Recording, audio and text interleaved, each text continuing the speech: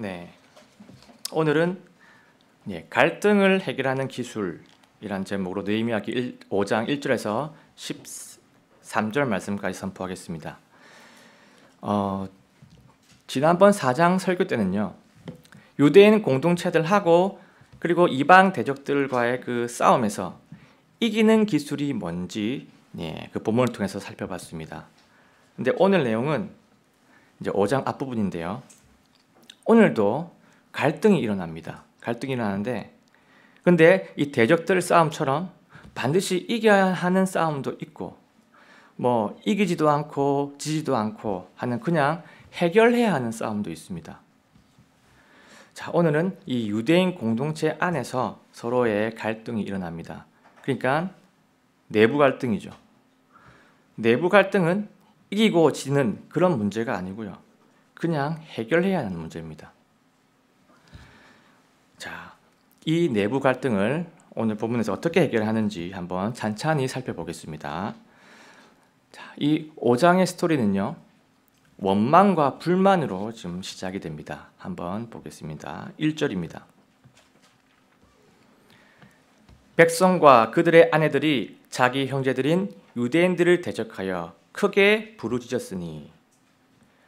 자, 지금 보시면요, 백성과 그들의 아내들이 지금 유대인들 형제를 향해서 원망하는 소리를 크게 내고 있습니다. 원망을 하고 있어요. 같은 유대인들 사이에서 지금 내분이 일어나고 있다는 그런 말입니다. 자, 지금 그리고 보면 아내들이라고 나오죠. 아내들의 목소리가 지금 나오는 걸 보니까 집안 살림과 관련된 문제가 좀 있는 것 같습니다. 자, 그리고 2절로 가보시면 어떤 내용이 나오냐면, 땅이 없는 사람들이 곡식을 사기 위해서 빚을 줬는데 그 이자가 너무 높아가지고 먹고 살기가 너무 힘들다고 토로하는 그런 내용이 나옵니다.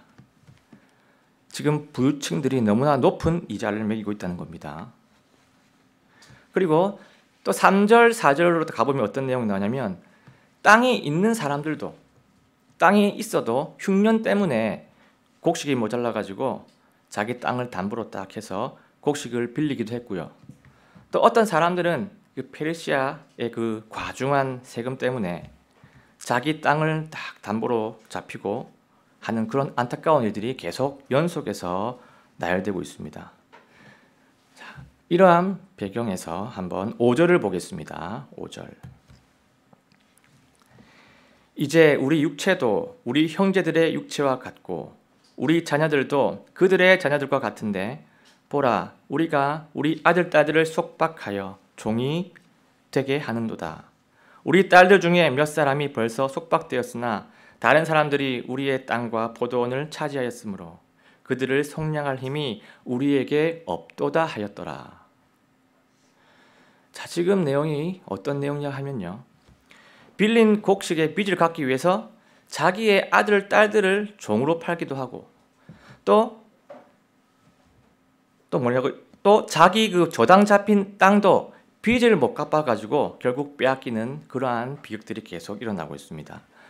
지금 상황은 참으로 심각한 상황입니다. 자, 이 부유한 유대인들이 가난한 유대인들 가정을 지금 해체시키고 있고요. 상속받은 그 땅들도, 조상들한테 받은 땅들도 조금씩 빼앗아가고 있습니다. 높은 이자율로 합법적인 착취가 이루어지고 있는 그런 상황입니다. 이것이 합법의 함정이죠. 만약에 이런 일이 우리한테 일어났다면 어떻게 되겠습니까? 우리는 아마 광화문에 다 몰려가가지고 난리가 났을 겁니다. 그만큼 지금 심각한 상황입니다.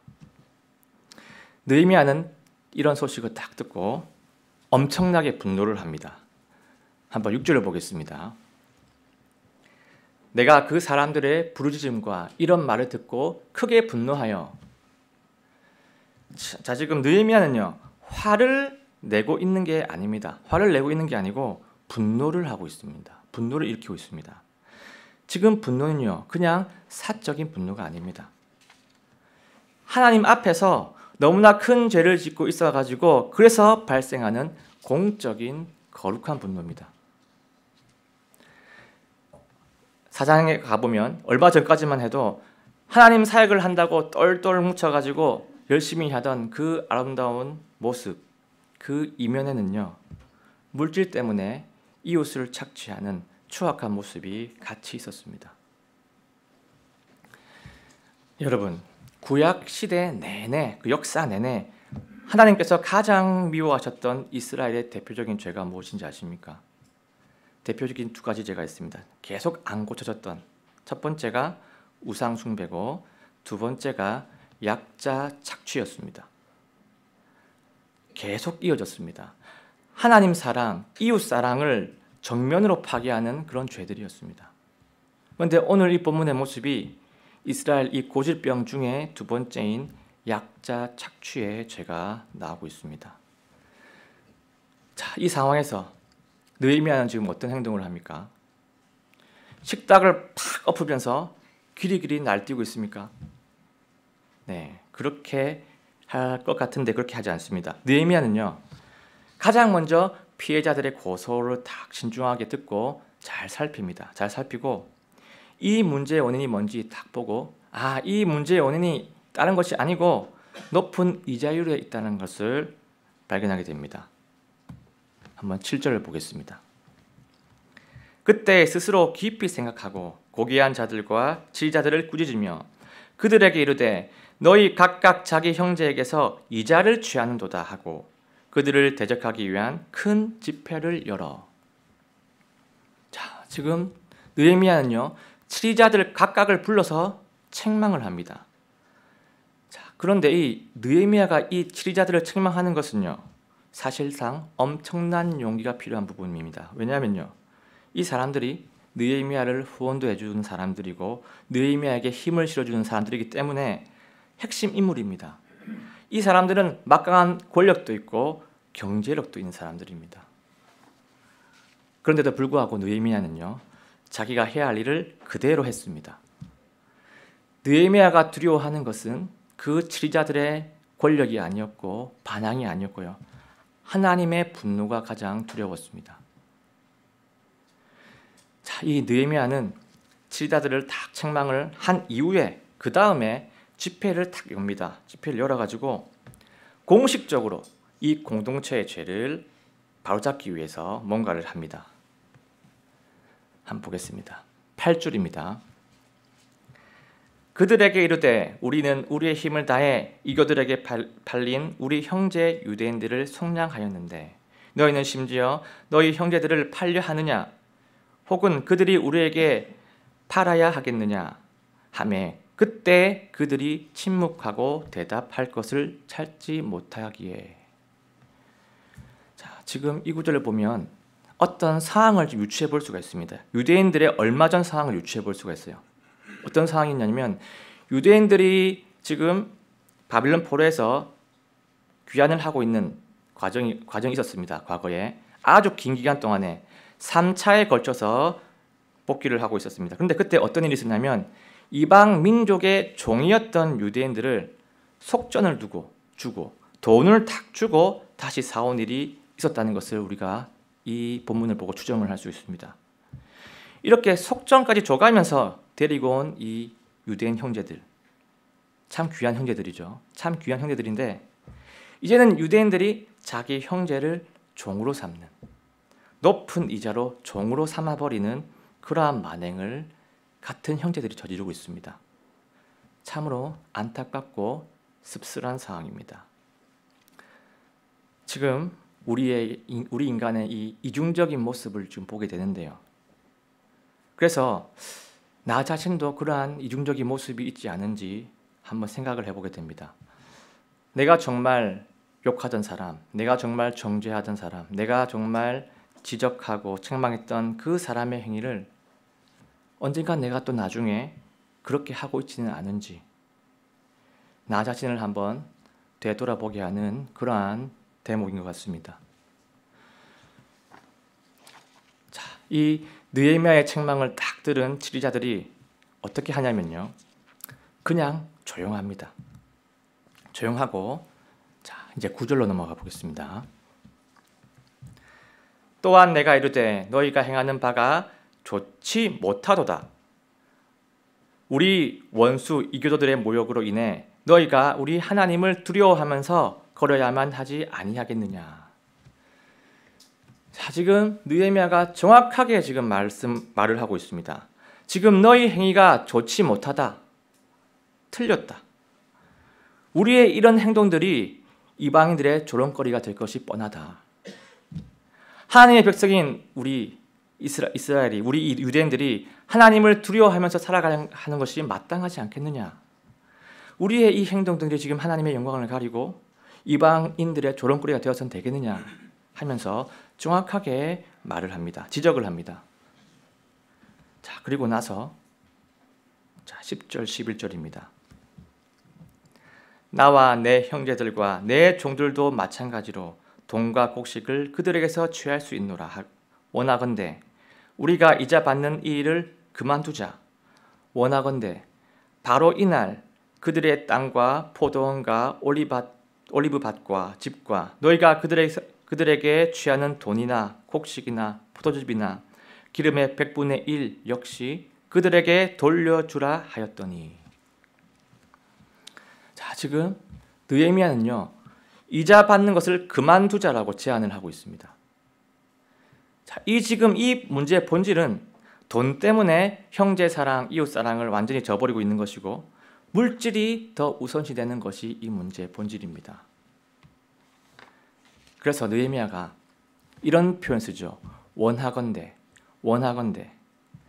쉬운 말로 하면 이겁니다. 제발. 이 단어를 2번이나 쓸 정도로 진정성 있게 지금 권면하고 있습니다. 그리고 느헤미야 나도 그런 이자를 취할 수 있지만 지금까지 안 취했고 앞으로도 그런 것을 절대 취하지 않을 거다. 그러니까 다 함께 이걸 그만두자라고 권면하고 있습니다. 이자 받는 것을 멈추자고 제안을 합니다.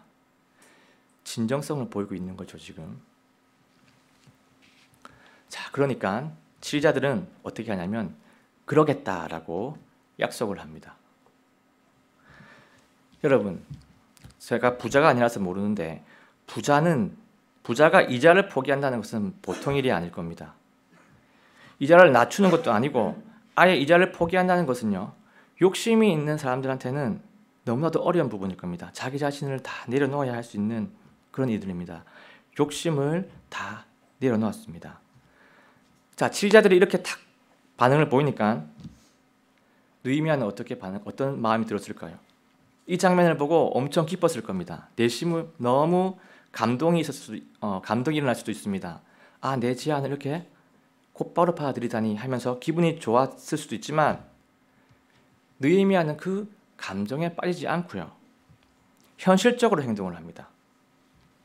자, 지휘자를 딱 불러가지고 고맙다 하고 악수를 한 게 아니고 서약까지 하게 만듭니다. 그리고 이 서약을 어기게 되면 어떻게 되는지 하나님의 징계까지도 언급을 합니다. 자, 그 징계의 내용 13절입니다. 나 또한 내 무릎을 흔들며 이르기를 이 약속을 이행하지 아니하는 모든 자는 이렇게 하나님께서 그의 집과 그의 수고의 산물에서 그를 흔들어 버리실 것이요 이같이 그가 흔들려서 버려지고 빈털터리가 되리라 하매. 자, 지금 느헤미야의 말이 너무나 세죠. 너무나 과감합니다. 지금 지휘자들 앞에서 떡 부러지게 하나님의 징계까지 지금 말을 하고 있습니다. 자, 지금 이 본문이 어떤 상황이냐면요, 느헤미야가 자기 무릎을 딱 흔듭니다. 이 흔드는 퍼포먼스까지 보여주면서 딱 보여줍니다. 그러면서 너희가 지금 나와 한 약속을 어기면 하나님께서 너희 집과 너희 모든 산물을 내가 내 무릎이 흔들리는 것처럼 다 흔들어 버리실 것이고 결국 너희는 빈털터리가 될 것이다 라고 이렇게 경고를 하고 있습니다. 느헤미야는요, 인간의 본성을 잘 알고 있는 현실적인 리더였습니다. 지금 지휘자들이 당장에 아멘 하고 수긍한다 하더라도 나중에는 다시 발뺌을 할 수 있는 그런 존재가 바로 인간이라는 것을 알고 있기 때문에 단단하게 이렇게까지 행동을 한 겁니다. 서약도 하게 하고 서약을 어겼을 때 어떻게 되는지 자기의 무릎을 흔드는 퍼포먼스까지 보여주면서 단단하게 이렇게 보여줍니다. 행동을 다 이렇게 말을 합니다. 자, 이렇게 하니까 지지자들이 어떻게 했을까요? 발끈했을까요? 결과는 이렇습니다. 온 회중이 아멘 하고 주를 찬양하였으며 백성이 이 약속대로 행하였더라. 자, 지금 결과가 어떻습니까? 지지자들도 아멘 하면서 이 강력한 제안에 순종을 합니다. 하나님의 징계를 언급할 정도로 하나님의 그 권위가 탁 더해져 가지고 네, 맞습니다. 아멘입니다. 하면서 하나님 뜻에 순종을 합니다. 그리고 찬양까지 하나님께 올려드립니다. 정말 백성들의 원망과 불만으로 시작됐던 오늘 5장의 이야기가요, 지금 하나님을 찬양하는 그런 아름다운 이야기로 마무리가 되고 있습니다. 이것은 정말 하나님의 은혜가 아니면 일어날 수 없는 그런 부분입니다. 자, 이렇게 지금 5장의 앞부분, 이런 전반적인 스토리를 한번 살펴봤습니다.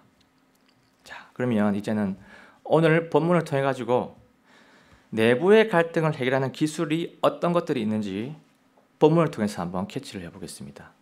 내부의 갈등입니다. 첫 번째입니다. 내부의 갈등 해결한 첫 번째 기술, 관계에서 오는 갈등부터 해결하라, 이겁니다. 관계에서 오는 갈등부터 해결하라. 여러분, 이 사람들이 모여있는 공동체는요, 갈등이 불가피합니다. 갈등이 아예 없을 수는 없겠죠. 왜냐하면 각자 모두가 자기 생각을 가지고 있고 각자가 또 자기가 옳다라고 여기는 사람들이 많이 있기 때문에 갈등은 생기기 마련입니다. 이것은 교회도 예외가 아니고요, 유대인 공동체도 마찬가지입니다. 이 느헤미야는 지금 가난한 이 백성들의 불만과 원망을 딱 듣고 넘기지 않고 바로 해결하려고 최선을 다합니다. 근데 이 문제가 어떤 문제인가요? 곡식을 빌려준 사람하고 곡식을 빌린 사람들, 이 관계에서 발생한 갈등입니다. 그런데 이 관계의 문제는요, 참 쉽지가 않습니다. 관계의 문제는요, 그 해결하는 과정이 때로는 너무 고통스럽게 다가올 때도 있습니다. 근데 그렇다고 해서 이 관계 문제를 그냥 방치하고 넘어가면요, 나중에 더 큰 오해가 생겨가지고 더 큰 벽이 생기고 더 두꺼운 벽이 생길 수도 있습니다. 여러분, 예수님도 관계 부분에 대해서는 최우선으로 여기셨습니다. 마태복음 5장 23절, 24절입니다. 그러므로 네가 네 예물을 제단으로 가져오다가 너를 대적할 어떤 일이 내 형제에게 있음을 거기서 기억하거든 내 예물을 거기에 제단 앞에 두고 내 길로 가서 맨 먼저 내 형제와 화해하고 그 뒤에 와서 내 예물을 드리라. 아멘입니다. 지금 예수님도 예수님께 예물 드리러 온 사람, 자신을 예배하러 온 사람한테 만약에 형제와의 관계가 문제가 있다고 하면은 그 관계부터 해결하라고 말씀을 하고 계십니다. 여러분, 우리 인간은요, 하나님의 형상을 가진, 하나님을 닮은 존재이기 때문에 관계적인 존재입니다. 하나님은 관계적인 분이십니다. 하나님이 이 온 만물을 창조하시고 마지막에 우리 사람을 만든 것이 관계적인 분이기 때문입니다. 정말 하나님의 사역을 위해서, 일을 위해서 마지막에 만들었다면 AI 로봇을 만들어야 했습니다. 우리 인간은 관계에서 문제가 생기면요, 결코 행복하기 힘든 그런 존재로 태어났습니다. 그래서 나한테 혹시 관계적인 문제가, 갈등이 있으면요, 조금 힘들지만 그냥 묻어두지 마시고 해결될 때까지 꾸준하게 노력하시기 바랍니다. 우리의 행복을 위해서, 하나님을 위해서 그렇게 하시기 바랍니다. 여러분, 관계의 문제는 해결하는 것이 결코 쉽지가 않아요. 왜 쉽지가 않냐면 나의 감정도 감정이지만 상대방의 상태, 상대방의 감정, 이걸 내가 컨트롤하기가 힘들기 때문에 결코 쉽지가 않습니다. 관계 문제는 나의 힘만으로 쉽지 않습니다. 관계 문제는요, 하나님이 도와주셔야 잘 풀립니다.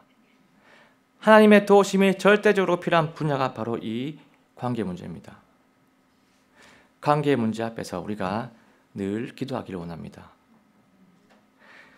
기도를 진심으로 하다 보면요, 기적 같은 어떤 일이 발생을 합니다. 그 기적이 어떤 기적이라고 하냐면요, 내가 절대 생각하지 못한 포인트를 발견하게 됩니다. 내가 절대 이해하지 못한 것들을 깨닫게 됩니다. 아, 이 부분에서 저 사람이 상처를 받았구나.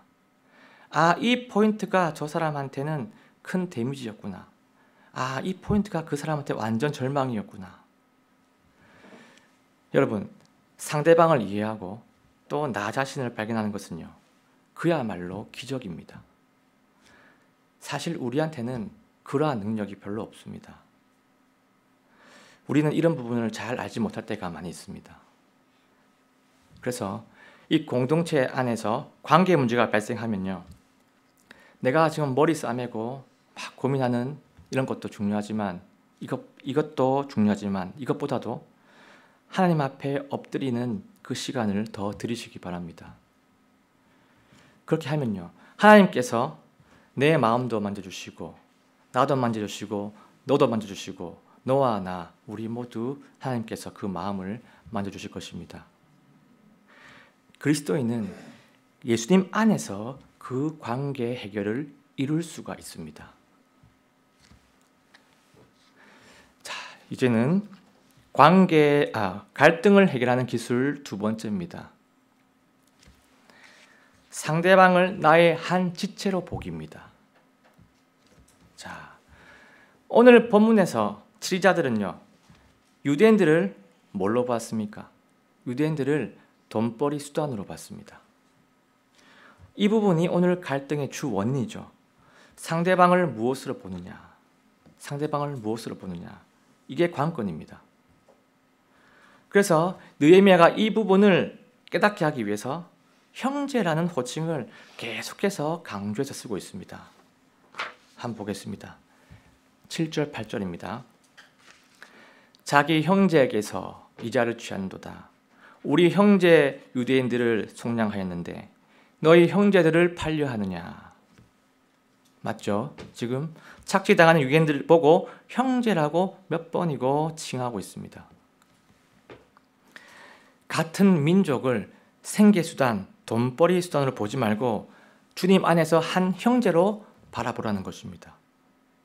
세상의 관점으로 보지 말고 하나님의 관점, 하나님 왕국의 관점으로 바라보도록 계속 느헤미야가 유도를 하고 있습니다. 너희들은 하나님 왕국의 한 형제다. 이런 거죠, 지금.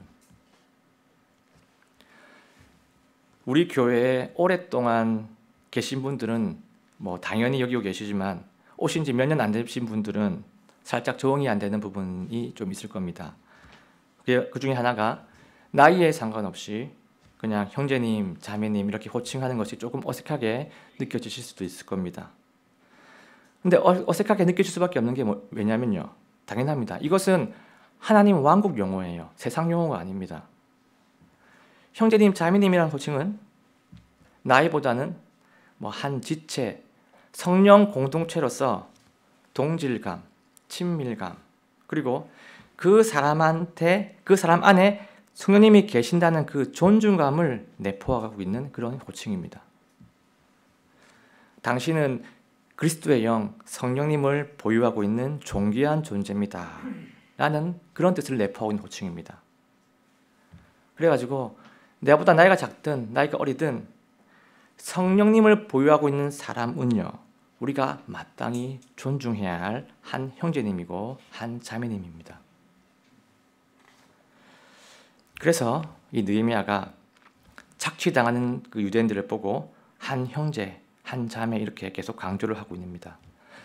상대방을 무엇으로 바라보고 있느냐, 무엇으로 보고 있느냐, 이게 가장 중요합니다. 자, 그리고 갈등을 해결하는 기술 세 번째입니다. 공동체에서 내분의 치명성 깨닫기입니다. 자, 지금 느헤미야는요, 이자 문제로 내부가 분열을 하니까 딱 이걸 보고 이방 대적들이 모욕할 거다, 이방 대적들이 정말 조롱할 거다라는 것을 그 얘기를 가장 먼저 합니다. 그 얘기를 가장 먼저 언급을 하고 상기시켜 줍니다. 한번 볼까요? 내가 또 이르되 너희가 행하는 바가 좋지 못하도다. 우리의 원수 이교도들이 모욕함으로 너희가 마땅히 우리 하나님을 두려워하며 걸어야 하지 아니하겠느냐. 자, 이런 말이죠. 우리 유대인들 스스로가 이런 죄를 지어서 이런 빈틈을 보여가지고 하나님의 영광도 가리게 되고 또 대적들이 공격을 해서 이 성벽 사역도 중단이 될 수가 있고 또 유대인들 내부 안에서도 엉망이 돼버리는 엄청난 피해가 지금 발생할 수 있다라고 지금 느헤미야는 생각을 하고 있습니다. 내부는요, 공동체 안에서 아주 치명적인 것입니다. 근데 특히 성령의 공동체에서 그리스도의 영으로 결속된 교회 공동체는요, 특히 마음 부분이 중요합니다. 우리가 예수 그리스도의 의로 구원받아가지고 성령의 뒤로 하나가 딱 되었지만 이것이 구조로만 기계적으로만 딱 묶여 있고 우리의 마음 쪽으로는 이렇게 갈라져 있다면요, 마귀한테는 이 공동체가 너무나도 고마운 공동체일 겁니다. 사자처럼 삼킬 자를 찾고 있는 이 마귀한테는요, 이 공동체가 먹기도 좋고 노력할 필요도 없고 그냥 삼키기 너무 좋은 그런 공동체로 여겨질 것입니다. 마음이 이렇게 갈라져 있는 공동체는 결코 세상에 거룩한 영향력을 미칠 수가 없고 또 거룩한 사역도 이룰 수가 없습니다. 그래서 이 내부는 이 성령 공동체에서 상당히 치명적인 것입니다. 자, 그 다음에 갈등을 해결하는 기술 네 번째입니다. 성령님의 인도하신 대로 곧바로 회개하기입니다. 자, 여러분, 느헤미야는요, 착취당하는 유대인들도 만났고 착취하는 지자들도 만났습니다. 그리고 상황을 쫙 다 파악하고 나서 시간을 끌지 않습니다.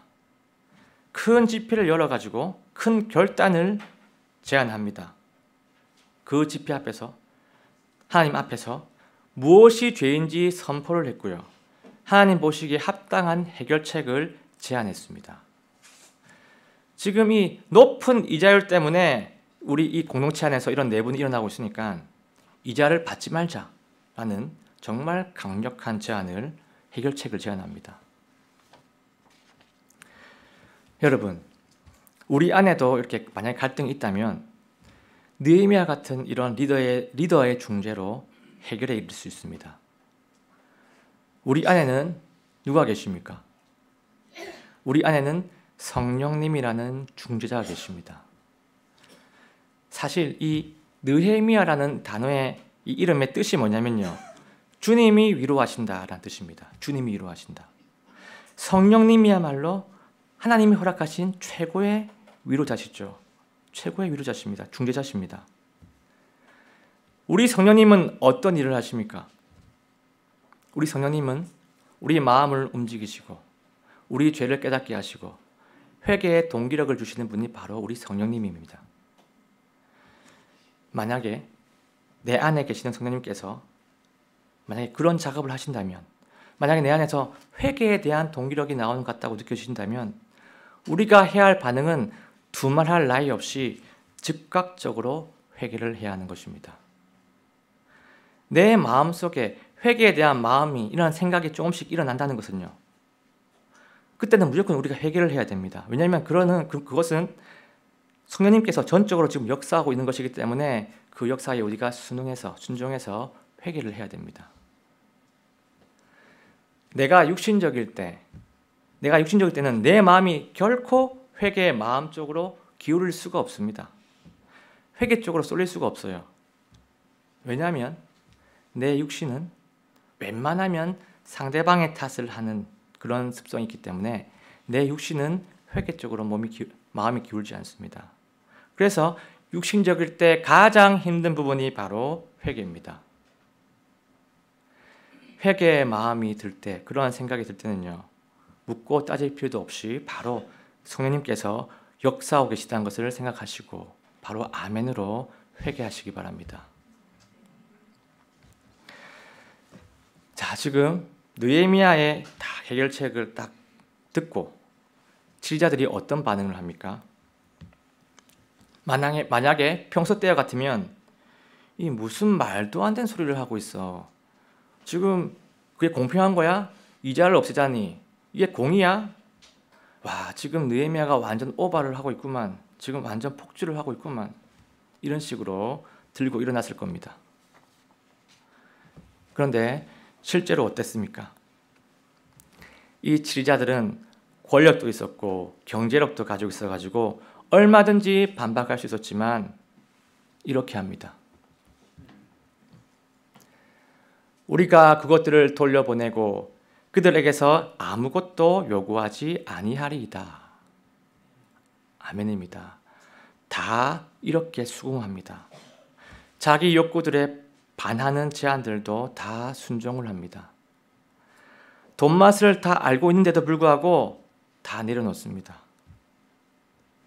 그리고 나중에는 서약까지 하라는 그 정말 강력한 제안에도 그대로 수긍을 합니다. 그리고 온 회중이 아멘하고 주를 찬양하면서 그 약속도 쭉 지켜냅니다. 여러분, 지휘자들은요, 느헤미야의 제안에 따랐고 자기 죄에서도 돌이켰습니다. 이 느헤미야의 제안이 하나님의 뜻이라는 것을 그들은 알았고요. 이 죄를 또 저지르면 또 지으면 하나님께서 진노하실 것이고 하나님께서 또다시 역사하실 거라는 것을 알고 있었기 때문에 자기 죄에서 돌이켰습니다. 여러분, 우리에게도 느헤미야와 같은 촉구가 늘 있습니다. 우리 안에 와 계신 성령님의 촉구가 늘 있습니다. 내 바램과 상반될 수 있는 성령님의 촉구가 늘 있습니다. 그럴 때 우리는 그것이 하나님의 뜻이라고 깨닫고 그것이 하나님의 인도하심이라고 깨닫고 성령님께서 주시는 생각과 감동이라고 깨닫고 곧바로 돌이키시고 곧바로 회개하시기 바랍니다. 성령님께서 그 갈등의 요소가 무엇이라고 말하고 그 요소를 멈추라고 하시면요, 그것이 높은 이자율이든 그것이 이자 그 자체이든 그것이 집이든 땅이든 그냥 아멘하고 돌이키시기 원합니다. 유대인들은 그렇게 했고요. 그래서 유대인들 공동체는 다시금 관계를 회복하고 하나님의 사역을 잘 이루어 나갑니다. 오늘은 느헤미야 5장 앞부분을 통해 가지고 내부 갈등을 해결하는 기술이 어떤 것들이 있는지 한번 살펴봤습니다. 우리의 구원자, 우리의 주님, 우리의 선생님, 우리의 왕 누구시죠? 예수 그리스도십니다. 우리 예수님의 또 다른 이름 중에 오늘 본문과 관련되는 이름이 있는데 무엇일까요? 바로 평화의 통치자십니다. 이사야서 9장 6절 한번 다 같이 읽어보겠습니다. 시작. 이는 한 아이가 우리에게 태어났고 한 아들이 우리에게 주어졌는데 그의 어깨에는 정권이 놓이고 그의 이름은 놀라우신 분, 좋은 자, 강력하신 하나님, 영존하시는 아버지, 평화의 통치자라 할 것이기 때문이라. 아멘입니다. 여러분, 하나님과 우리 인간과의 관계, 인간과 인간과의 관계, 인간과 온 세계 만물과의 관계는요, 아담의 범죄 이후로 온 세상의 모든 관계들이 깨지고 훼손이 됐습니다. 죄 때문입니다. 우리 인간의 죄 때문에 모든 관계가 망가졌습니다. 온 우주 만물의 관계들이 죄 때문에 깨졌습니다. 이 세상은 죄의 저주를 받았습니다. 그런데 이 모든 저주를 깨신 분이 바로 우리 예수 그리스도이십니다. 자신이 죽으시고 이 모든 저주를 이기신 분이 바로 예수 그리스도십니다. 이 모든 관계를 화평케 하신 분이 바로 우리 예수 그리스도십니다. 우리가 예수님의 종이죠. 예수님은 우리의 주님이십니다. 우리가 이 주님이신 예수 그리스도의 형상을 닮아서 그 형상을 본받아 가지고 예수님은 평화의 통치자, 아멘입니다. 반대로 나는 그 통치자의 순종을 해서 나의 가정을 화평케 하고 나의 교회 공동체를 화평케 하고 나와 하나님 관계를 화평케 하는 평화의 종, 평화의 청지기가 되시기를 예수님의 이름으로 간절하게 소원합니다.